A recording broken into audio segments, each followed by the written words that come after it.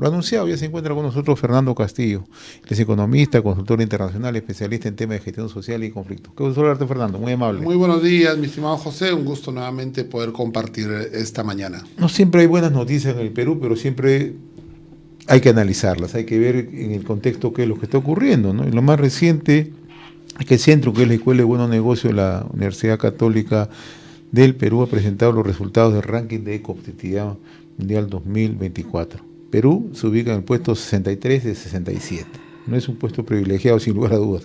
Es el peor desempeño que tenemos en el tema histórico, ¿no? Solo a 4 puntos, ¿no? A 4 países. De 4 países, sí, ¿no? Del último lugar, ¿no?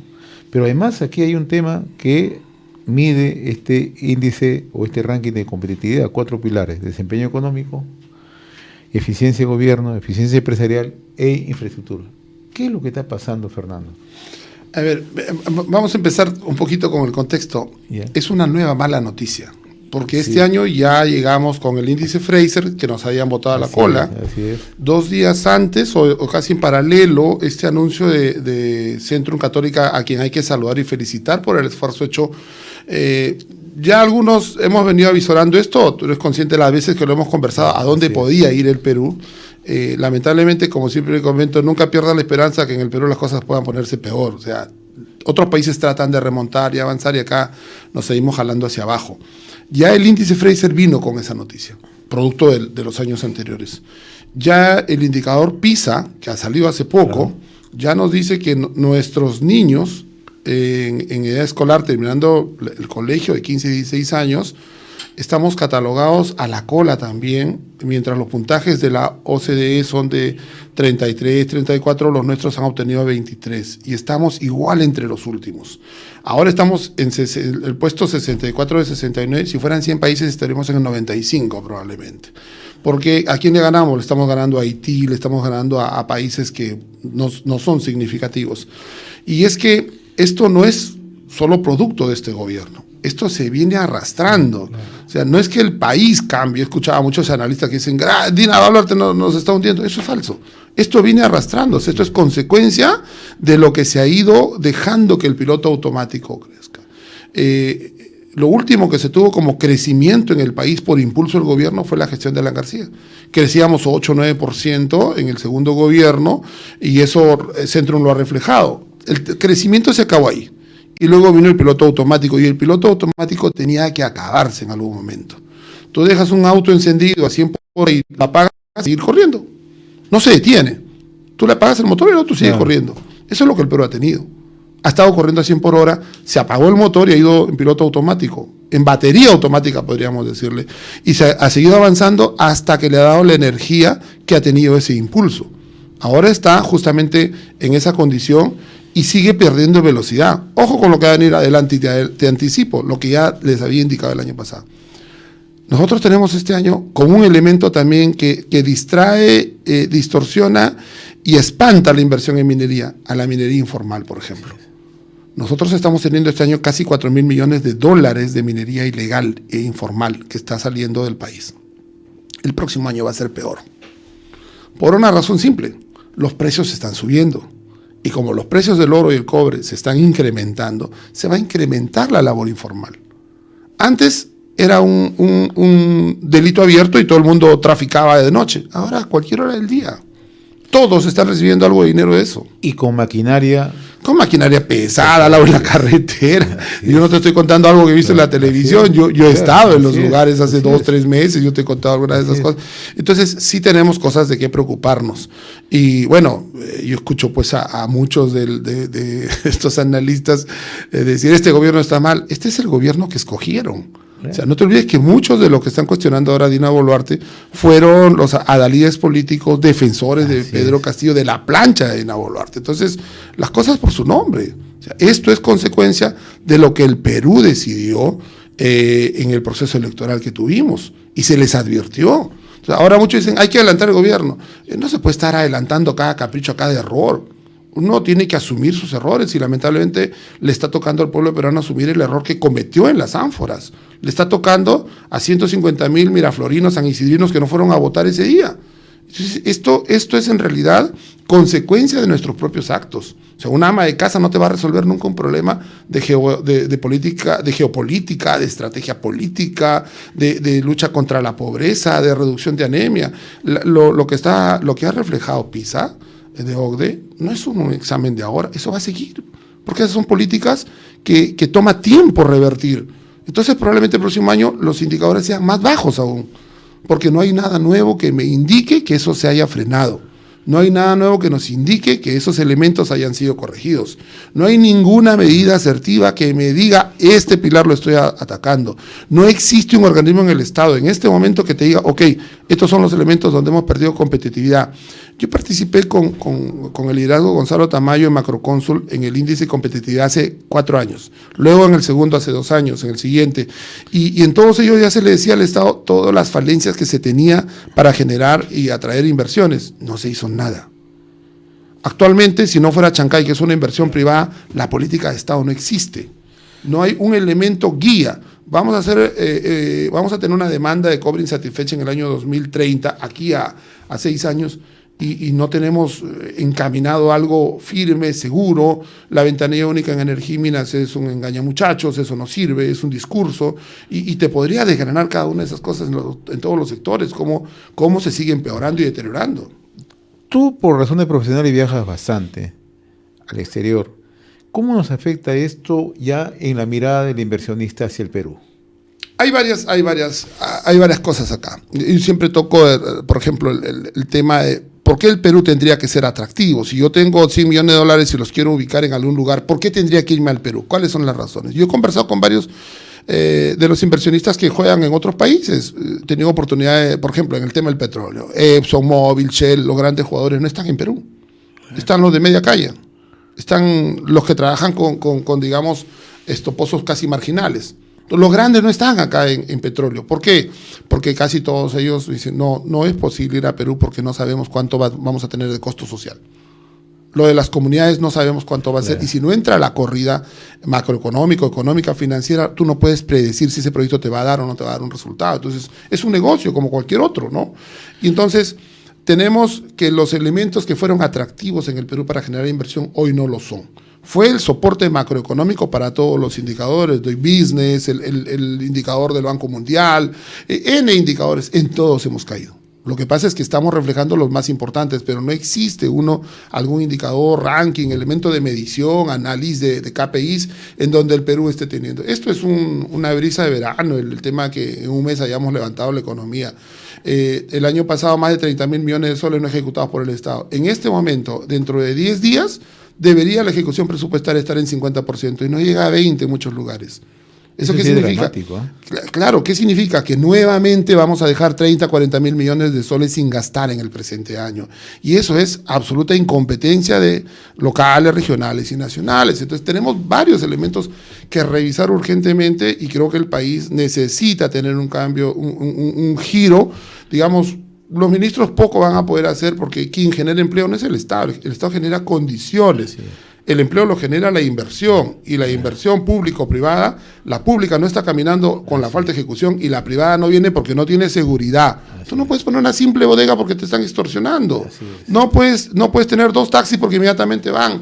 O sea, no hay forma en este momento. Se han cerrado más de 15.000 negocios chiquitos, pequeños. Pero la gente dice, yo gano 5.000 y los venezolanos me están pidiendo 8.000 de coima, entonces ¿cuál es el negocio? Voy a trabajar para pagar una coima, una extorsión. Y eso entonces hace que no funcione. Los sectores que han movido la economía, la exportación del Perú, por ejemplo. Agroindustria. No se ha sembrado una sola hectárea nueva. Y al contrario, con las normas aprobadas en época de Sagasti, un disparate de normas, lo que se ha hecho es que la agroexportación despida 150.000 empleados en traerse los últimos abajo 3 la años. ley de Por supuesto, por un discurso, por no tener un Estado capaz de defender fundamentos macroeconómicos que te hacen que en verdad sostengas una actividad. Entonces, la minería genera volumen de inversión, pero el volumen del empleo lo genera la agricultura. Entonces, tú tienes que la agroexportación, que era el boom en el Perú para generación de empleo masivo, y que era de alguna manera uno de los portaestandartes que habíamos llegado a crecer en la mayoría de los productos a ser casi primeros en el mundo, se estancó. Y no va a volver a caminar si no se hace una reforma urgente de esa normatividad, pero no hay el valor para hacerlo. no tiene la valentía de tomar una decisión. Y entonces tienes ese elemento muerto. No va a haber una hectárea nueva que se siembre porque no tienes marco legal, porque no tienes una política de incentivo, de promoción de la inversión en materia de agroexportación. Todos los desiertos en el Perú, o sea, estamos hablando de Majes, que va a estar listo por último en 10 años. Estamos hablando de Chinecas, de Chaimochi, que va a avanzar. ¿Quién va a comprar esas tierras? Si yo no tengo una política que sea atractiva, lo va a volver a comprar Gloria porque ya tiene un círculo que comercia en 5 o 7 países fuera del Perú. Entonces, ¿el Perú está trabajando para el Grupo Gloria? Porque no vas a tener otro elemento, otro empresario, otro grupo empresarial que compita. Vamos a minería. Minería, una simple exploración, medio año para que te admitan el documento de permiso. Un permiso de un instrumento ambiental, 1 o 2 años. Se nace, que se supone que fue creado para ser más expeditivo, está demorando 2 años a 3 años.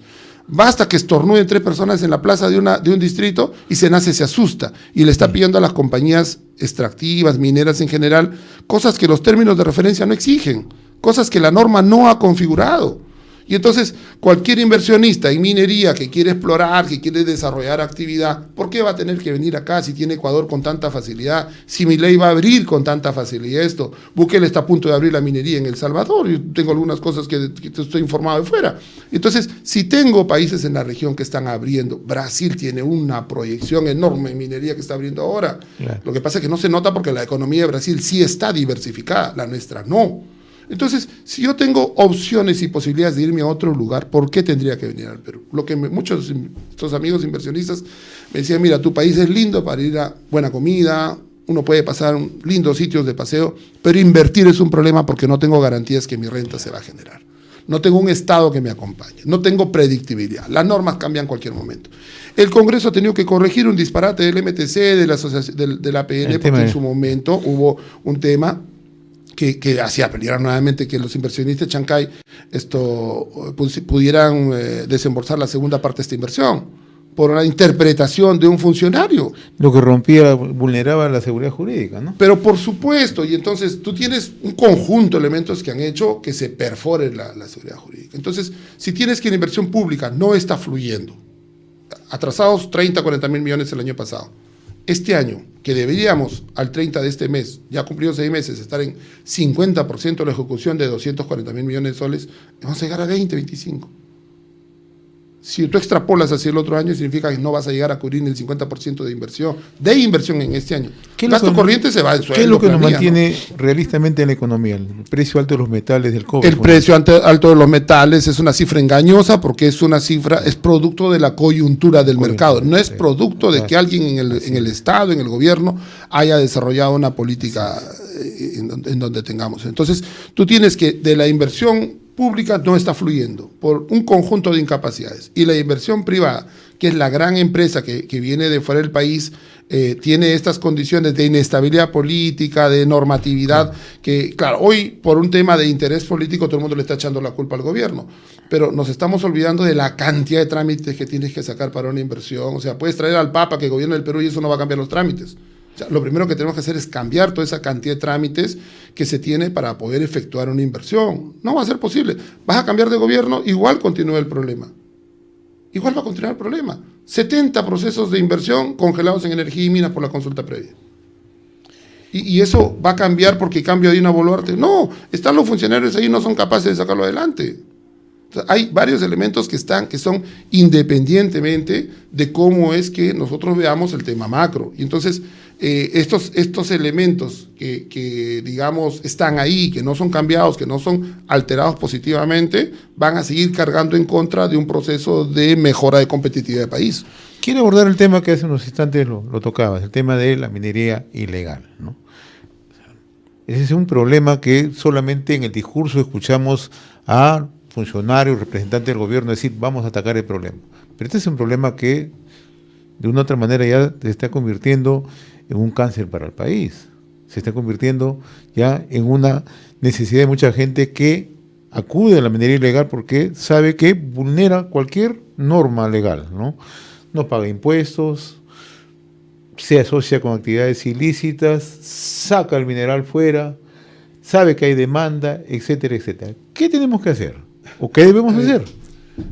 Yo recuerdo mucho esta película de Los Intocables, cuando Capone le decía a Malone, ¿dónde está el whisky? Decía claro. Que Tú no sabes, todo el mundo sabe dónde está el whisky. Lo que Claro. pasa es que nadie quiere intervenirlo. Claro. Toda la minería ilegal transita por las vías Así públicas. Toda la minería ilegal llega a ser procesada en 4 o 5 plantas. Nazca tiene 30 plantas y para que proceses el mineral sucio esperas como un mes, está ahí amontonado. Claro. O sea, la minería Y ilegal. cruza toda la Panamericana. Cruza la Panamericana. La minería ilegal, se habla que son 4.000 millones de dólares que está moviendo. De esos 4.000, Pepe, ¿cómo está funcionando en distintos lugares? Por lo menos los más alejados. Hay un mecanismo que se llama el cachorreo, donde dice, bueno, un día es para el minero que trabaja. Ese no descansa nunca. Él trabaja los 7 días, lo que produce en un día es de él. Él va y lo comercializa. 2 días es para los que montan el negocio, los que le arman todo. 2 días es para autoridades. Lo que se recaude en 2 días es para la región, el municipio, la policía, la marina, el juez de paz, el fiscal, todo el circuito cobra. Entonces no es que acá no se sepa, todo el mundo lo sabe. Ese es un circuito negro, ¿no? Y entonces, si estás hablando que 2 de 7 días, o sea, estás hablando casi 15% de 4.000 millones de dólares, significa que se están quedando casi 600 millones de dólares en corrupción en todo lo que es el circuito que permite que eso fluya. Eso está fluyendo porque se le permite que así circule. Ahora, eso se conoce, Fernando. Eso lo sabe todo el mundo. Claro. Vuelvo a hacer No, la analogía, o sea, cuando el Lionel le dice a Malone, ¿dónde está el whisky? Todo el mundo sabe dónde está el whisky. Nadie quiere intervenirlo. Acá todos conocen todo. Todos. Tú vas a Madre de Dios, ¿cómo me vas a decir que no sabes dónde está la minería? Está ahí, pasa por un helicóptero, todo el mundo lo mira. O sea, no es algo que esté bajo tierra, está a ojos de todo el mundo. Vas a Cajamarca, ves, por toda la vía. Yo te he contado que hace 2 meses en una vía de Cajamarca estaba recorriendo unas zonas como parte de los análisis, estudios que hago. 10 de la mañana estaban cargando dos camiones de 30 toneladas con concentrado y estaba circulando la policía de lo más normal. Y es absolutamente normal porque el que está ahí dice, no, esa es mi propiedad, yo lo puedo sacar, son piedras. Y nadie hace absolutamente nada. Y esos señores no han construido una carretera aparte, no lo sacan en helicóptero, no, lo sacan y circula por estas carreteras donde desde Hualgayoc hacia la costa por lo menos hay 20 patrulleros que los pueden preguntar por lo menos ese material, dónde está la guía, el permiso, la autorización. No, simplemente saben ellos que tienen que dejar un peaje en cada sitio, ¿no? Y ojo que a veces le echamos solamente la mirada a lo que ocurre en la zona altoandina y en La Libertad, pero el país está plagado de esto. A ver, hay minería ilegal ya en más de la mitad de las operaciones grandes. Claro. O sea, Las Bambas debe crecer hacia Chalcobamba y Sulfobamba, y uno de los temas que tiene ahí que batallar es la cantidad de mineros ilegales que tiene en Concaja, en Bamputa, claro, en algunas de estas localidades. Y eso lo conocen las autoridades locales. Los gobiernos regionales están autorizando plantas de procesamiento cercanas a las operaciones extractivas. ¿Y esas plantas qué van a procesar? Y transitan por las vías que los frentes de defensa siempre han dicho que... Transitan, o sea, esto es un conocimiento pleno de todo el mundo, es a ojos de todos. Sí. Entonces no se puede decir pues que escucho al primer con un discurso, estábamos combatiendo, pero ¿qué van a combatir si todo el mundo Y ahí lo ve? no piden unidades encapsuladas, no piden nada. No solo eso, mira lo que está pasando en La Libertad. En La Libertad ya es algo que... Esa debería ser una intervención militarizada absoluta. Absoluta. Eso no es un problema social. Ese es delito absoluto.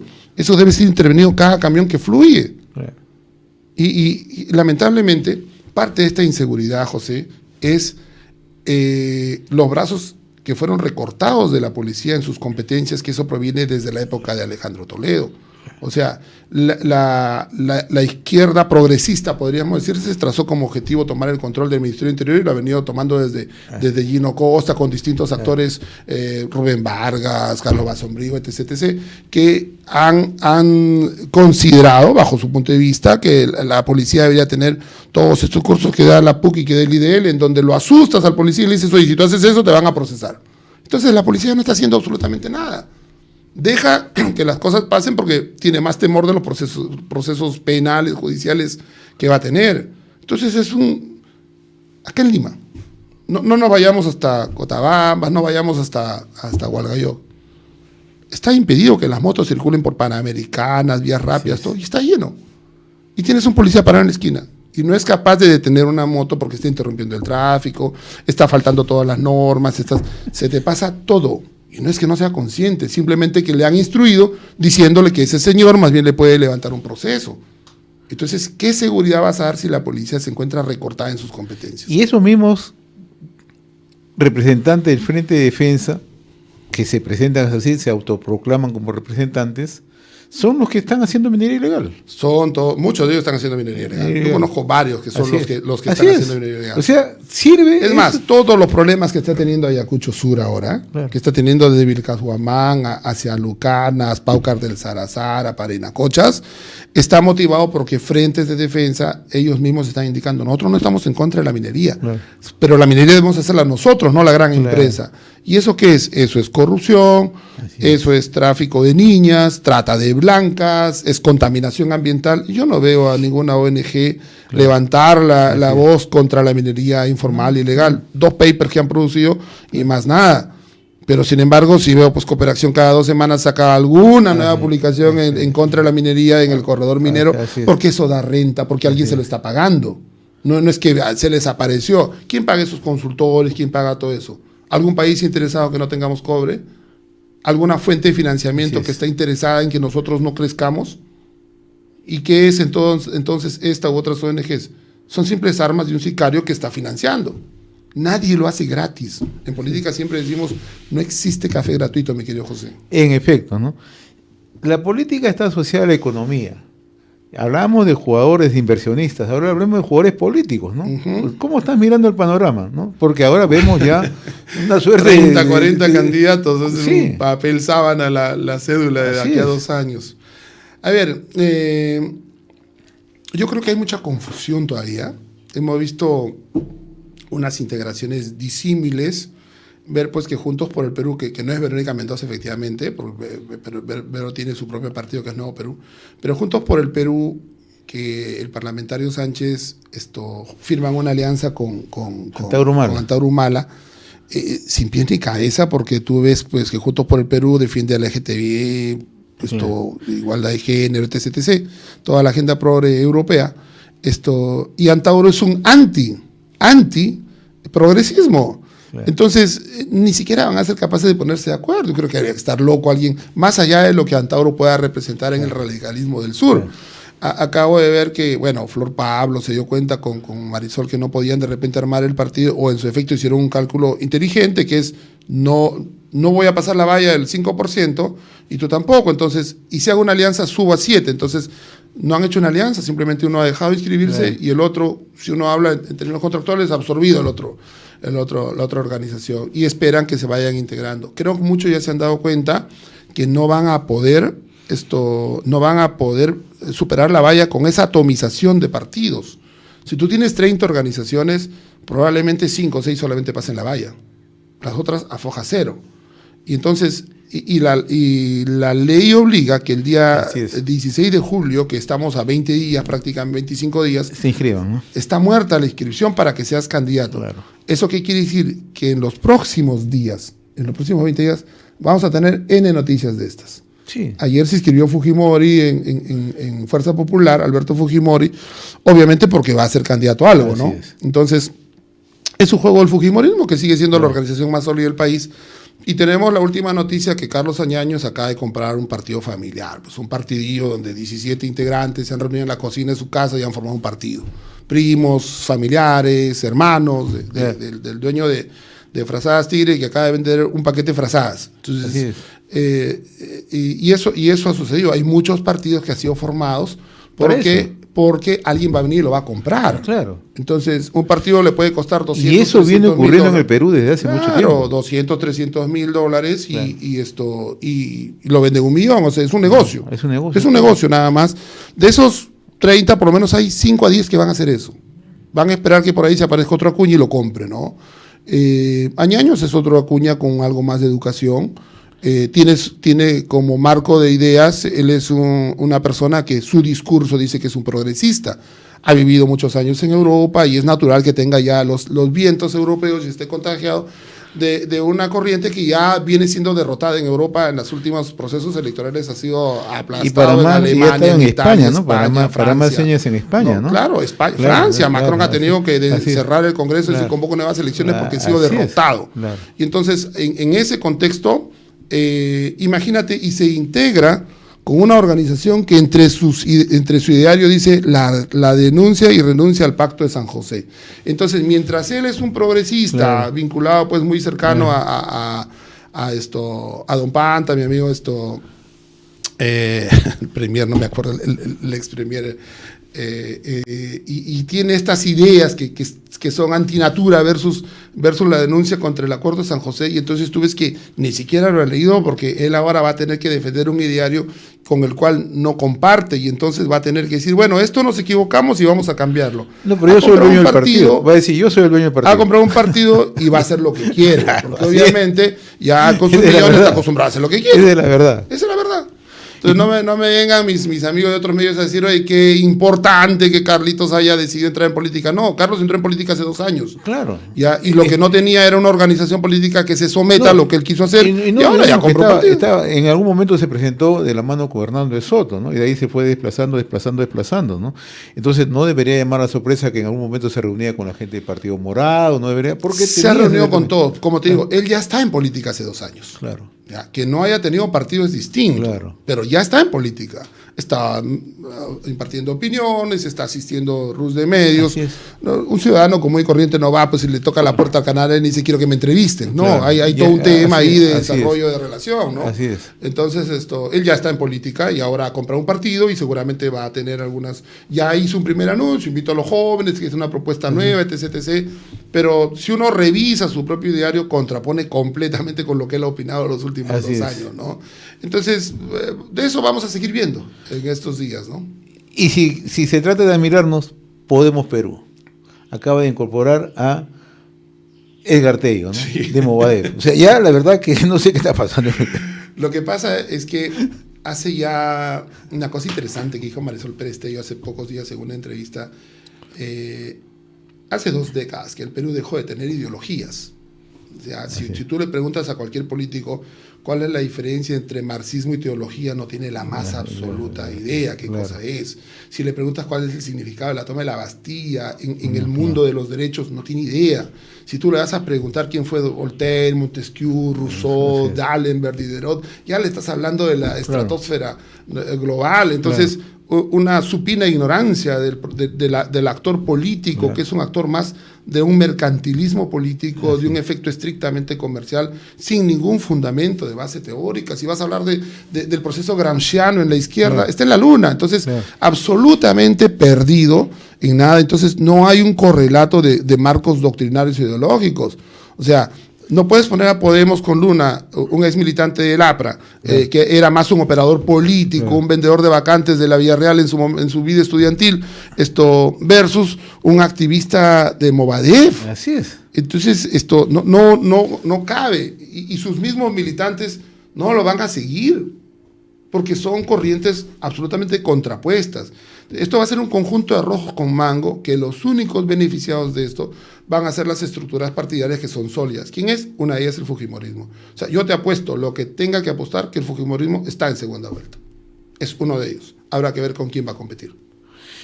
Y son los riesgos que tiene que enfrentar el país por todo eso lo que está ocurriendo, ¿no? Bueno, yo supongo que todo esto que está pasando haya hecho que el electorado no siga siendo electorado. Entonces, que tenga que meditar y revisar y no dejarse convencer por 1 kilo de pescado. O sea, lo que ha sucedido en la elección de Pedro Castillo es algo que no debería volverse a producir, en donde en verdad tenga que medirse las reales consecuencias. Y además un detalle, Fernando, ¿no? Pedro Castillo, si bien es cierto, mucha gente simplemente le da una mirada superficial, dice, hizo un mal gobierno, pero Pedro Castillo penetró la estructura del Estado. Claro. Ese es el gran riesgo que por tenemos. Supuesto. O sea, tiene funcionarios que ahorita están ahí en el Estado. Es más, en su momento, la Sociedad de Industrias y otros gremios hicieron un cálculo. ¿Y qué pasa si Pedro Castillo cumple los 5 años? El Perú va a perder 50.000 millones de dólares. Al mes siguiente se fueron 18.000 millones. Así es. Esos 18.000 millones de dólares en efectivo no han retornado al Perú. Hay que agradecerle a Velarde y su magia, que ha tenido que capear, digamos, con el manejo de la política macroeconómica, el tema cambiario, algunas medidas que el BCR va jugando con ese expertise que él ya tiene 20 años conduciendo este buque, le ha permitido al Perú un poco como que quien dice en medio de estos vaivenes. Hace poco estaba en Panamá revisando unos proyectos con un holding de bancos allá y todo el mundo se preguntaba, ¿y cómo hace Perú en medio de todo lo que ve para mantener esos temas cambiarios, hacer que el sol se convierta en una moneda de refugio en Bolivia, ¿no? En Argentina, ¿no? Ese equilibrio que ha hecho que miren con admiración uno de los componentes. Todo eso, Pepe, nos ha pasado a factura en el proceso de competitividad. Así es. O sea, no es un caso que alguno diga, oye, no, sí, las condiciones que está teniendo este gobierno, esto ya viene de atrás. Así es. Ya viene deteriorándose progresivamente. Y entonces, yo escucho que dice, vamos a crecer en inversión en este otro. No tienen las facilidades, no tienen las condiciones. Otros países dan mejores condiciones. ¿Por qué tendrían que venir al Perú? Entonces nosotros tenemos que mirar qué están haciendo otros países para por lo menos regular. Si yo tengo una bodega que estoy vendiendo Coca-Cola a 8 soles y al costado de la bodega lo pone a 7, yo no puedo seguir vendiendo 8, pues, porque nadie me va a comprar, se van a ir a comprar la del costado. Principio básico, no necesita estudiar economía. La señora de la bodega que no ha estudiado nada, lo sabe. Claro. Entonces, ¿qué hace? Su Coca-Cola lo baja a 7 soles, porque no puede, mantiene su clientela con su mismo precio y el factor de competitividad no lo pierde. Claro. Entonces, acá nadie está haciendo ese análisis tan simple, que es mirar qué está haciendo Argentina, qué está haciendo Chile, qué está haciendo mis vecinos. ¿Qué es lo que están haciendo otros países para promover inversión? Si ellos han bajado la valla, yo no puedo quedarme acá porque nadie va a venir, se van a ir allá. Claro. El capital es libre. El capital no tiene frontera, no tiene bandera. No, y además en el caso de Ecuador, no te están moviendo la regla de juego como se mueven acá, ¿no? Claro, y tienes la posibilidad de tener un presidente que probablemente sea reelecto. Si Noboa es electo en este proceso que se viene cerca, olvídate. Lo que va a tener El Salvador en adelante con un Bukele para 5 años, va a tener un desembolso de inversiones muy elevado, porque tienes una garantía de 5 años. Lo malo en Centroamérica es que son países con baja institucionalidad y con proyecciones de negocios a 4 o 5 años. No puedes meter un negocio a más tiempo porque el siguiente gobierno desconoce lo anterior. Entonces, eso nosotros ya lo habíamos casi superado, ¿no? Pero bueno, esas son las condiciones que tenemos. Ojalá miremos con mayor objetividad el panorama político, que eso es lo que va a hacer que se definan muchos de estos elementos a futuro, ¿no?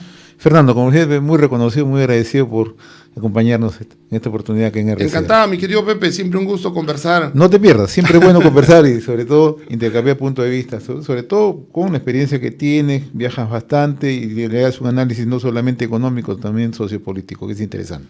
Gracias, Fernando.